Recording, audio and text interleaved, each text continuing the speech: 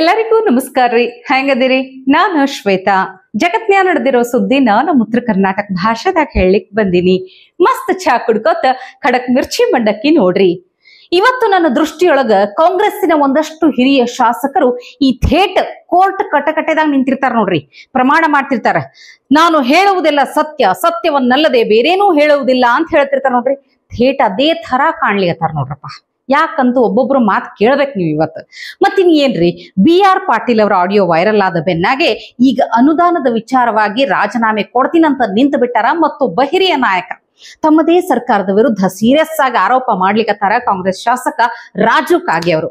BR Patil ನಂತ ಪರಿಸ್ಥಿತಿನೇ ನಂದು ಐತಿ, ನಾನು ಇನ್ನೊಂದ್ 2 ದಿನದಾಗ ರಾಜೀನಾಮೆ ಕೊಟ್ಟರು ಕೊಡಬಹುದು, CM ಅವ್ರನ್ನ ಭೇಟಿ ಆಗ್ತೀನಿ, ರಾಜೀನಾಮೆ ಕೊಟ್ಟು ಬಿಡ್ತೀನಿ ಅಂತ ರಾಜು ಕಾಗೆ ಅವ್ರು ಹೇಳಲಿಕತ್ತಾರ. ಯಾಕಂತಂದ್ರ 13 ಕೋಟಿ ರೂಪಾಯಿ ವೆಚ್ಚದಾಗ 75 ಸಮುದಾಯದ ಭವನಗಳಿಗೆ ಅನುಮೋದನೆ ಸಿಕ್ಕೈತಿ. ಬರೇ ಅನುಮೋದನೆ ಸಿಕ್ಕಿದ್ದಷ್ಟೇ ಆಯ್ತು, 2 ವರ್ಷದಿಂದ ಏನ್ ವರ್ಕ್ ಆರ್ಡರ್ ಆಗ್ಲಿಕತ್ತಿಲ್ಲ ಅಂತ ಹೇಳಿ ತಮ್ಮ ಬೇಸರ ಹೇಳ್ಕೊಂಡಾರ. ಅಷ್ಟೇ ಅಲ್ಲ, ಮನಸ್ಸು ನೊಂದ್ಕೊಂಡು ಹೇಳ್ಲಿಕತ್ತಾರ. BR ಪಾಟೀಲ್ ಅವ್ರು ಹೇಳಿದ್ದು ಸುಳ್ಳಿಲ್ಲ, ಖರೆ ಐತಿ, ಅವ್ರು ಹೇಳಿದ್ಕಿನ ಕೆಟ್ಟದಾಗೈತಿ ನನ್ನ ಪರಿಸ್ಥಿತಿ ಅಂತ ಹೇಳಿ ತಮ್ಮದೇ ಸರ್ಕಾರದ ವಿರುದ್ಧ ರಾಜು ಕಾಗೆ ಅವರು ತಮ್ಮ ಅಸಮಾಧಾನ ಹೊರಗೆ ಹಾಕ್ಯಾರ. ಬೆಳಗಾವಿ ಜಿಲ್ಲೆ ಕಾಗವಾಡ ವಿಧಾನಸಭಾ ಕ್ಷೇತ್ರದ ಶಾಸಕ ರಾಜು ಕಾಗೆ ಅವರು ಹೇಳ್ತಾರ ಸೀದಾ ನಮ್ಮ ಸರ್ಕಾರದಾಗ ಯಾವುದೇ ಅಧಿಕಾರಿಗಳು ಸರಿಯಾಗಿ ಕೆಲಸ ಮಾಡಕತ್ತಿಲ್ಲ, ಆಡಳಿತ ವ್ಯವಸ್ಥೆ ಪೂರ್ತಿ ಹಾಳಾಗಿ ಹದಗೆಟ್ಟದ ಅಂತ ಹೇಳಿಬಿಟ್ಟಾರ ಸೀದಾ. ನಾನು ನೋಡಪ್ಪ ಸ್ಪಷ್ಟವಾಗಿ ಹೇಳ್ತೀನಿ, ಅದು BR ಪಾಟೀಲ್ ಹೇಳಿದ್ರಲ್ಲ, ಅದು ಆಪುಕತೆ ನಂದು ಪರಿಸ್ಥಿತಿ ಆಗೈತಿ. BR ಪಾಟೀಲ್ ಹೇಳಿದ್ರಲ್ಲ ಏನೇ ಹೇಳ್ತ ಅದೇನು ಸುಳ್ಳಲ್ಲ, ಅದು ಖರೇನ ಐತೆ. ಅದು ನಂದು ತಗೋರಿ ಅದನ್ನ. ರಾಜು ಕಾಗೆ ಅವರು BR ಪಾಟೀಲ್ಗೆ ಮಾತಿದ್ದನ್ನ ನನ್ನ 2 ವರ್ಷ ಆಯ್ತ್ರಿ ಕಾಯಿ ಹೊಡೆದ. ವಿಶೇಷ ಅನುದಾನ ಕೊಟ್ರೆ ಇದನ್ನ ತಗೋರಿ, ನೀವು ಸೀರಿಯಸ್ ಇದ್ದಾವ ಇಲ್ವಲ್ಲ. ವಿಶೇಷ ಅನುದಾನ ಮುಖ್ಯಮಂತ್ರಿ ವಿಶೇಷ ಅನುದಾನ 25 ಕೋಟಿ ಕೊಟ್ಟರು. 25 ಕೋಟಿದಲ್ಲಿ 12 ಕೋಟಿ ರೂಪಾಯಿ ರಸ್ತೆ ತಗೊನಿ, 13 ಕೋಟಿ ರೂಪಾಯಿ ಸಮುದಾಯ ಭವನ ತಗೊನಿ, 13 ಕೋಟಿ ರೂಪಾಯಿ 2 ವರ್ಷ ಆಯ್ತು ನಮಗೆ. ಎಂದು ಕೊಟ್ಟಿದಾರ ಅದನ್ನ ಅನುದಾನ, ಎಂದು ನಾವು ಪ್ರಪೋಸಲ್ ಕೊಟ್ಟಿದ್ದೀವಿ, ಇದುವರೆಗೆ ವರ್ಕ್ ಆರ್ಡರ್ ಕೊಟ್ಟಿಲ್ಲ. ಯಾಕೆ? 13 ಕೋಟಿ ರೂಪಾಯಿ ಮುಖ್ಯಮಂತ್ರಿಯ ವಿಶೇಷ ಅನುದಾನದಲ್ಲಿ 72 ಸಮುದಾಯ ಭವನಗಳಿಗೆ ಇನ್ನೂವರೆಗೆ ವರ್ಕ್ ಆರ್ಡರ್ ಕೊಟ್ಟಿಲ್ಲ. 25 30 ಇದೆ. ಈಗ ನನಗೆ ಇವ್ರು ಕೇಳಿ ನಾನು ವಾಲಿ ಅವರಿಗೆ 25 ಕೊಟ್ಟಿದ್ದೇವ್ರಿ, ಉಳಿದು ಯಾಕ 2 ವರ್ಷ ಬೇಕು ಒಂದು ಕೆಲಸ ಮಾಡ್ಲಕ್ಕ?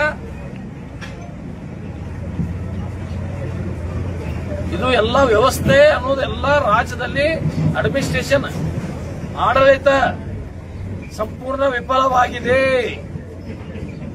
ನನಗೆ ಮನಸ್ಸಿಗೆ ನೋವಾಗಿದೆ. ನಾನು ರಾಜೀನಾಮೆ ಕೊಡುವ ನಿಟ್ಟಿನಲ್ಲಿ ನನ್ನ ಮನಸ್ಥಿತಿ ಬಂದಿದೆ. ನಾನು 2 ದಿನದಲ್ಲಿ ಹೋಗಿ ಮುಖ್ಯಮಂತ್ರಿ ಭೇಟಿಯಾಗಿ ರಾಜೀನಾಮೆ ಕೊಟ್ಟರು ಅದಕ್ಕೇನು ಬಹಳ ಆಶ್ಚರ್ಯ ಇಲ್ಲ. ನೋಡ್ರಿ, ಈಗ ವಸತಿ ಯೋಜನೆದಾಗ ಅಕ್ರಮ ನಡೆದೈತೆ ಅನ್ನೋದ್ರ ಬಗ್ಗೆ ಕಾಂಗ್ರೆಸ್ ಶಾಸಕ BR ಪಾಟೀಲ್ ಅವರು ಆರೋಪ ಮಾಡಿದ್ದಾಯ್ತು. ಇನ್ನು HK ಪಾಟೀಲ್ ಅವರು ಸಹಿತ CM ಅವ್ರಿಗೆ ಸುದೀರ್ಘ ಪತ್ರ ಬರೆದಿದ್ದಾಯ್ತು. ಇನ್ನು ಈಗ ನೋಡಿದ್ರ ಅನುದಾನದ ವಿಚಾರವಾಗಿ ರಾಜು ಕಾಗೆ ಅವರು ತಮ್ಮ ಅಸಮಾಧಾನ ಹೊರಗೆ ಹಾಕ್ಯಾರ. ಇವರೆಲ್ಲಾ ಮಾತಾಡಿದ್ರಾಗ ನನಗ ಅಷ್ಟ ಆಶ್ಚರ್ಯ ಅನ್ನಿಸ್ಲಿಲ್ಲ. ಮೊದ್ಲು ಅವ್ರಿಗೆಲ್ಲ ಅಸಮಾಧಾನ ಇತ್ತು. ಆದ್ರೆ ಇವತ್ತು ಇನ್ನೊಬ್ರು ಮಾತಾಡಿದ್ರು ನೋಡ್ರಪ್ಪ, ಅದು ಬಹಳ ಆಶ್ಚರ್ಯ ಆಗಿದೆ ನನಗ. ಇವರು ಯಾವಾಗ ಏನ್ ಕೇಳಿದ್ರು ಏನ್ ಹೇಳಿದ್ರು ಇದ್ರ ಬಗ್ಗೆ ನನಗೆ ಸಂಪೂರ್ಣ ಮಾಹಿತಿ ಇಲ್ಲ, ನಾನು ಇದ್ರ ಬಗ್ಗೆ ಮಾಹಿತಿನ ತೆಗೆದುಕೊಂಡು ಮಾತಾಡ್ತೀನಿ, ನನಗೆ ಗೊತ್ತಿಲ್ಲ ಅಂತಾನೇ ಜಪ ಮಾಡ್ತಿದ್ರು ನೋಡ್ರಿ. ಅವರು ಇವತ್ತು ಮೊದಲ ಸಲ ಪರಮೇಶ್ವರ್ ಅವರು, ಗೃಹ ಮಂತ್ರಿಗಳಾದಂಥ ಪರಮೇಶ್ವರ್ ಅವರು ಮೊದಲ ಸಲ ಪರಮ ಸತ್ಯ ನುಡಿದು ಬಿಟ್ಟಾರ. ಅವರಿಗೆ ನನ್ನ ಕಡೆಯಿಂದ ಅಭಿನಂದನೆಗಳು. ಅವ್ರು ಏನು ಮಾತಾಡ್ಯಾರ ಕೇಳಿಸ್ಕೊರಿ. ಸಿದ್ದರಾಮಣ್ಣ ಹತ್ರ ದುಡ್ಡಿಲ್ಲ ಈಗ ಹೇಳಿದೆ, ನೀವೊಂದು ದೊಡ್ಡ ಪ್ರಾಜೆಕ್ಟ್ ಅನ್ನ ಮಾಡಿ ಈ ಊರನ್ನೇ ಅಭಿವೃದ್ಧಿ ಮಾಡ್ತಕ್ಕಂಥ ರೀತಿಯಲ್ಲಿ 1000 ಕೋಟಿ ಹಾಕ್ಬಹುದು. ಎದುರ್ಕಬೇಡ, 1000 ಕೋಟಿ ಅಂದ್ರೆ ಎದುರ್ಕಂತ್ಯ. ಬಾದಾಮಿಯ ಪಟ್ಟಣವನ್ನೇ ಅಭಿವೃದ್ಧಿ ಮಾಡ್ತಕ್ಕಂಥ ರೀತಿಯಲ್ಲಿ ಒಂದು ಪ್ರಾಜೆಕ್ಟ್ ಅನ್ನು ಮಾಡಿ ಕೇಂದ್ರಕ್ಕೆ ಕಳಿಸ್ಕೊಡೋದು. ನಮ್ಮ ಹತ್ರ ದುಡ್ಡಿಲ್ಲ, ಸಿದ್ದರಾಮಣ್ಣ ಹತ್ರ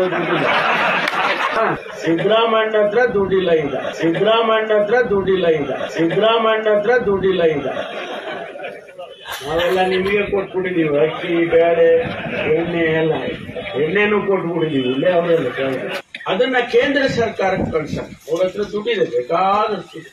ನರೇಂದ್ರ ಮೋದಿ ಸಾಹೇಬ್ರ ಹತ್ರ ಬೇಕಾದಷ್ಟು ದುಡ್ಡಿದೆ ಅಂತ ಹೇಳಿ ನಾನು ಭೀಮಸೇನ್ಗೆ ಹೇಳಿದೆ, ಸಿದ್ದರಾಮಣ್ಣ ಹತ್ರ ದುಡ್ಡಿಲ್ಲ ಈಗ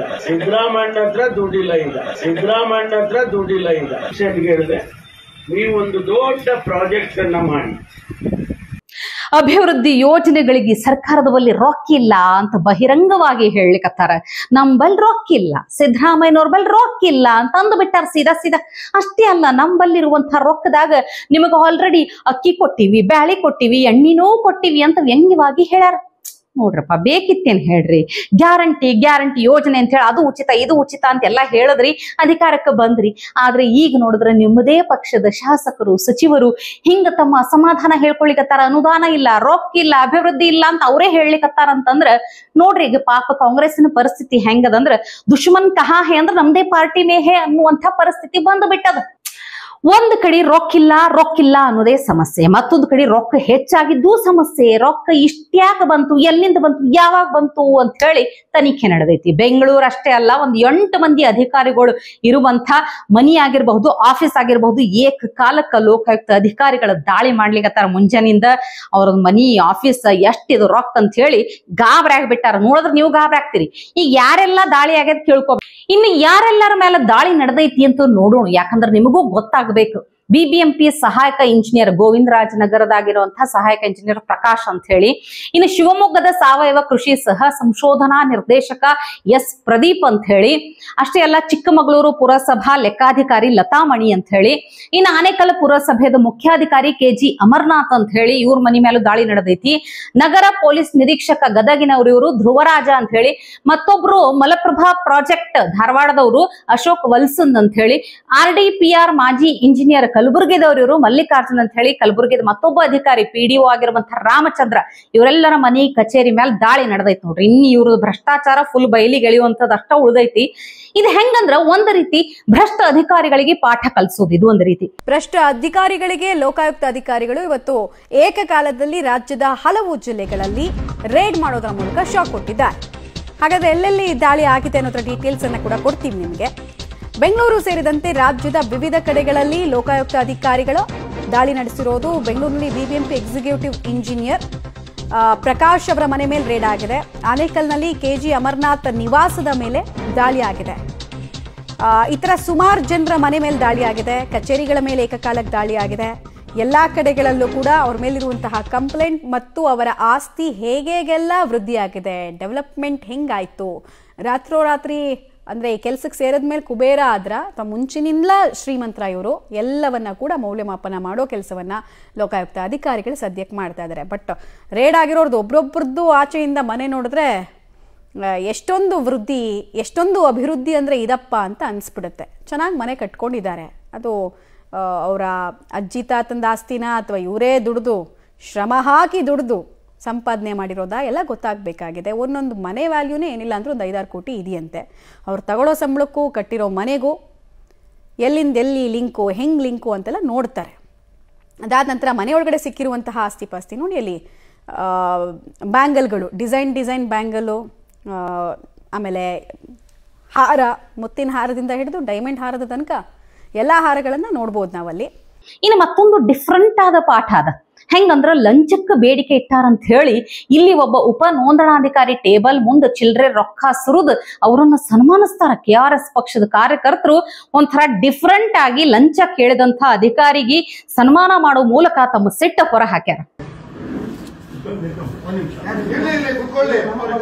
ಯಾಕಂದ್ರೆ ಪ್ರಾಮಾಣಿಕರು ನೋಡಿ ವೀಕ್ಷಕರೇ, ಈ ದಿನ VA ಆಗಿರುವಂತ 1.5 ಲಕ್ಷ ಲಂಚ ಕೇಳಿರುವ VAಗೆ ನಾವು ಸನ್ಮಾನ ಹಾಗೂ ಸರ್ಕಾರಿ ಜಾಗಗಳನ್ನ ಗುಳುಂ ಮಾಡಿರುವ VA, RA ಮತ್ತು DTಗಳನ್ನ ಇನ್ಮೇಲೆ ಸನ್ಮಾನ ಮಾಡ್ಕೊಂಡು ಮುಂದಕ್ಕೆ ಹೋಗೋಣ. ಬನ್ನಿ ಕಡೆ ಎಲ್ಲ ನಮ್ಮವ್ರು ಬನ್ನಿ, ದಯವಿಟ್ಟು ಹಾಕೊಳ್ಳಿ ಸರ್. ನಿಮ್ಗೆ ಇನ್ನೊಂದು ಕಿರೀಟ ಬರ್ಬೇಕು, ದುಡ್ಡು ತಗೊಂಡು ದುಡ್ಡು ಕೇಳಕ್ ಆಗ್ತಿದೆ, ಹಾಕೊಳ್ಳಿ ಸರ್.